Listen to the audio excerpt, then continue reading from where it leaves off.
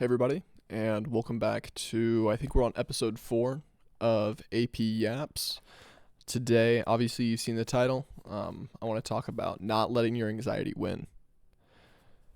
For me, this is a very big topic and something I've struggled with my entire life, but I think I'm probably the closest I've been to not struggling with it to a degree. I've always kind of struggled with anxiety, and it's been very prominent in my family my whole life, but I've recently been trying to work on it as I've been working on myself since I would say I graduated high school.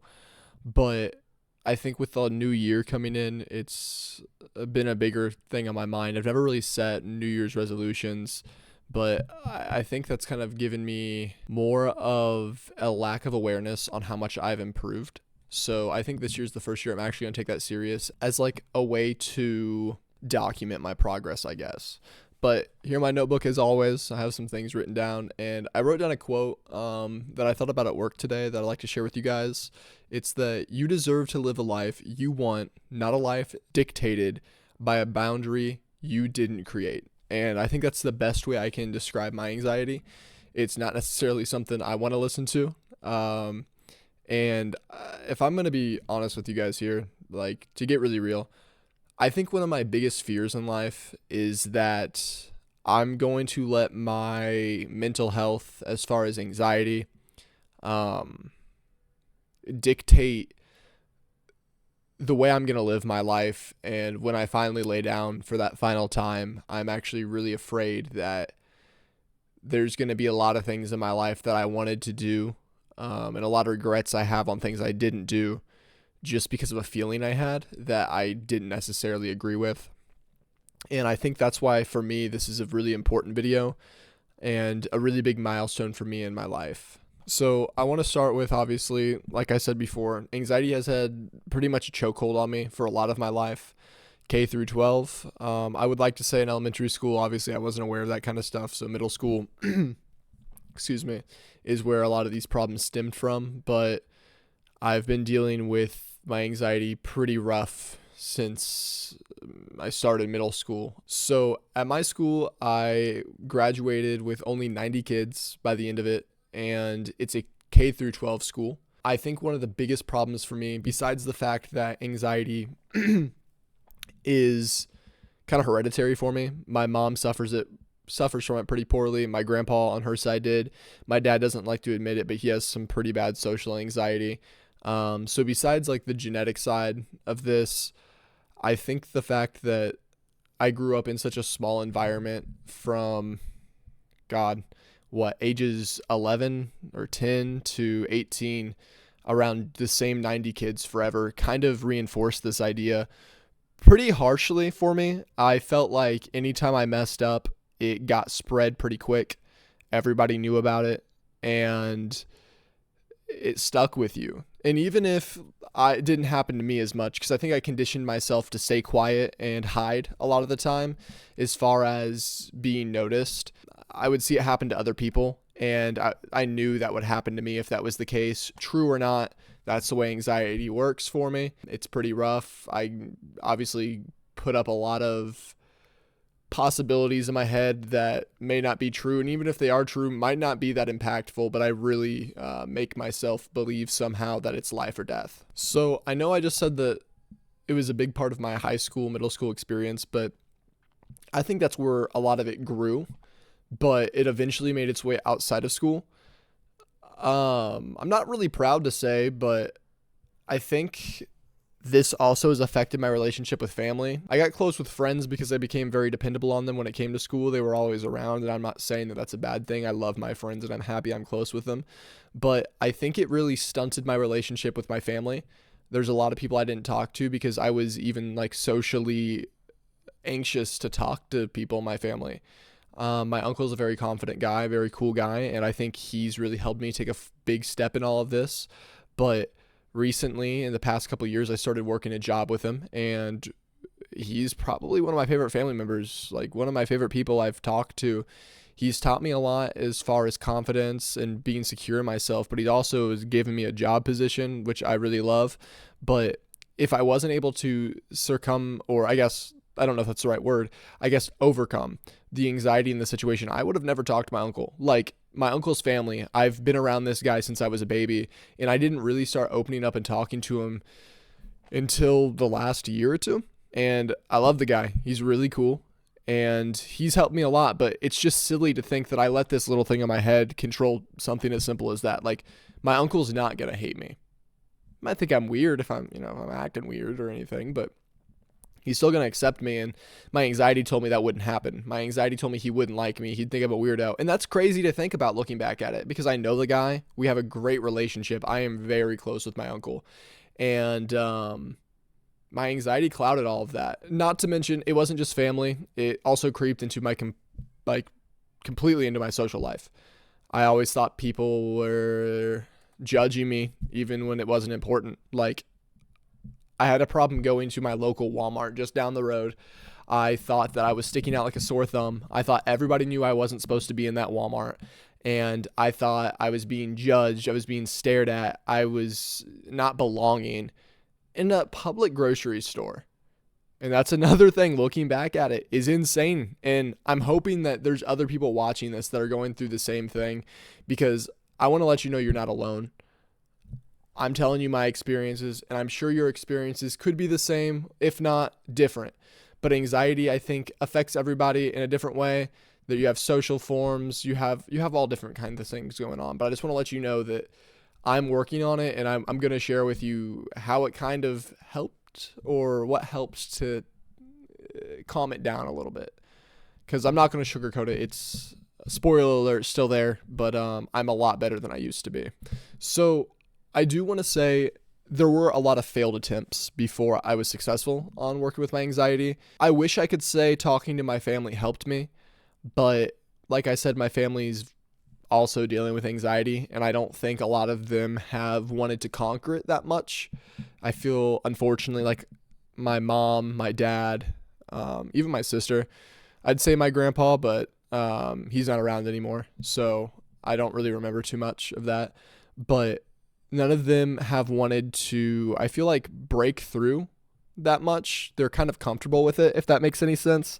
So I would talk to my mom about anxiety, and instead of getting like, hey, I'm sorry you're going through that, let's work through it, it was, I'm going through the same thing, that sucks.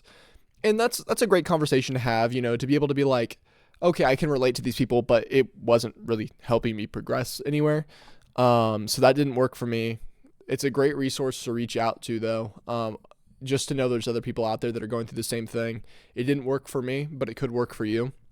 I also went to therapy. I went through a breakup in high school, which realistically shouldn't have been that big of a deal, but I think my anxiety really made it like an awful problem for me. So I was like, screw it. I'm going to go to a therapist and talk this out. And that worked for like the first week, or no, let me take that back. I went for like 3 months until I graduated, but my therapist, in my opinion, was not a good therapist at all. I felt good every time I went, don't get me wrong, just to get everything off my chest. But my therapist gave me, I'm going to be honest, a whole bunch of BS, in my opinion. None of it worked for me. She told me to breathe in and breathe out, find 5 things I can see, name some colors, the things I can smell. In my opinion, that's a whole bunch of just talk, just to get through the hour that I was paying for. It didn't do anything for me. In fact, I was a minor at the time, and it's even illegal in my state, but my therapist reinforced the idea of smoking that illegal lettuce. Nothing wrong with that. But I do want to say telling a minor to do that in a therapy session is crazy. So I got out of there and it didn't work for me. Hopefully it can work for you. I know therapy does great things for other people. But for me, I'm going to be honest. I'm not going to say it was exposure therapy or anything like that, but it was just putting myself out there and knowing that it was going to be uncomfortable. I'm not saying I feel like a lot of people will be like, I went through it, I just put myself through it. I got on a stage and I did stand-up comedy. It's not like that. I just went to the grocery store and kind of taught myself that, hey, I'm uncomfortable right now, but I'm not going to die. And for me, it was just kind of going through it, and I'm going to be honest with you, it was suffering. I was not having a good time.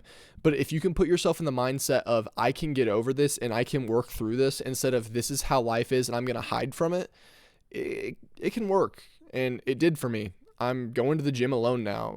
I can do what I want.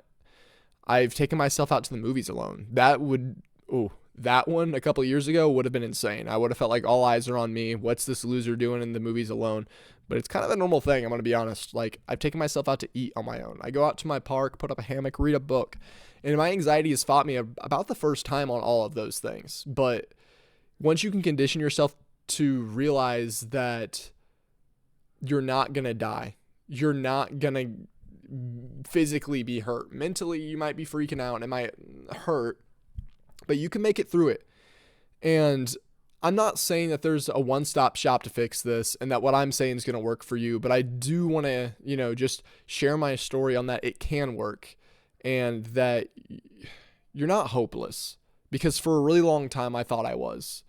I thought I wasn't going to make any more friends. I thought I wasn't going to meet anybody. And I would be lying if I told you that I don't have my anxiety now. I still do. And it limits me a little bit. My interactions aren't always what I want them to be, but it's better that I'm having the interactions instead of avoiding them. And I'm happy that I'm improving. I know I'm not perfect. I know I'm not where I want to be, but there's signs that I've done something. And I think that's a big part of it, that you shouldn't just expect an end result, because the end result will come day by day. And I think that's a really important way to look at it. I think a really good way to look at it is like working out. This isn't coming from me. I've done some online looking for, like, in the past, ways to help. But something for someone that goes to the gym a lot that really helped me visualize it more in my head is that it's like reps. You're not going to just go lift one weight and then just be jacked. You're going to have to lift that weight for a while. And eventually the muscle tears and rebuilds stronger. And I think that's a great way to look at anxiety, is that if you go out of your way to fight it, it's not going to fix itself. But if you keep fighting it, it'll get better and easier each time you do it. My anxiety, in one of the worst places for me, and this is probably the last place I'm going to touch with it, was in my relationships. I've always felt very insecure. I always needed a lot of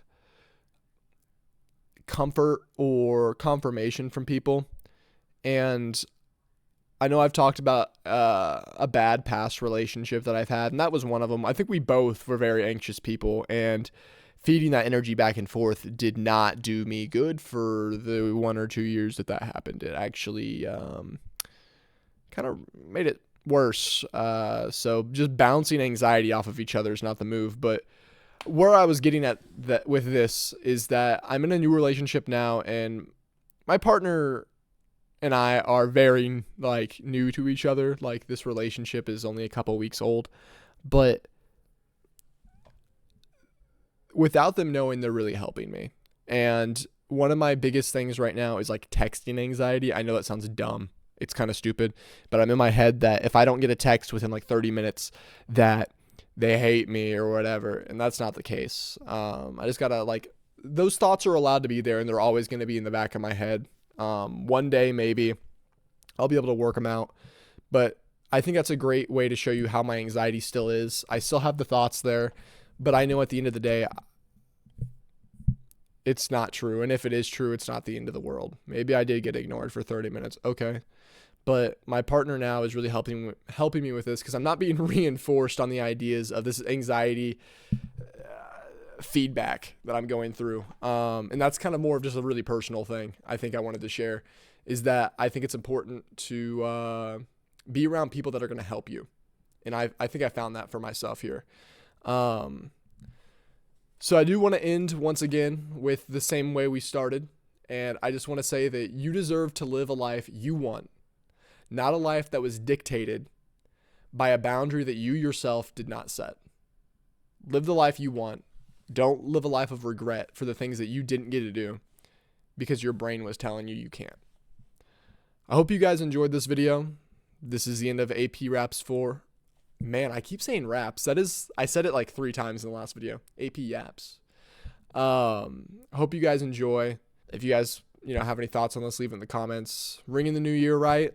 Set yourself some goals. And I'm not saying some, stupid rules or goals that everyone has. I mean, give yourself some meaningful goals to show progress in the year. I'll see you guys in the next video. Have a great year.